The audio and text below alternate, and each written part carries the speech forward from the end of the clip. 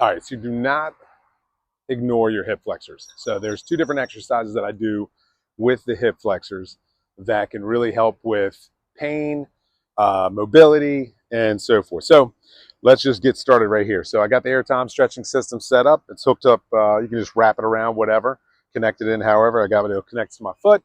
And then you're going to raise up and hold it in that position and give yourself several kicks, like 20 kicks like that. Now, every now and then, you want to go a little bit higher. Hold it in that position right there. Okay, you're going to feel it in your quad, you're going to feel it in the hip flexor, and then you can make it harder by pulling the rope if you want to and stay in the same position. Make it easier to let the rope out and hold it there, and then you're going to continue with the kicks. Okay, so this is going to be a good exercise for pain for your hip flexors, because if you have tight hip flexors, it throws everything else off.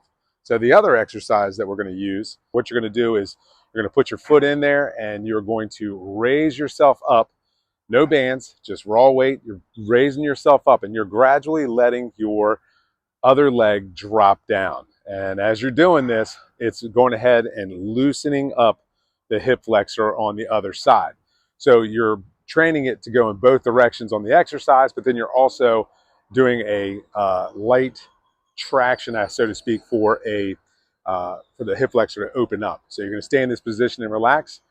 From there, you can do some exercising where you're just going to lift your leg straight up in the air to strengthen the hip flexor, and then go back into just stretching it by hanging yourself a little bit higher in the air and letting that leg drop down. And it's going to loosen everything up. You're going to feel amazing.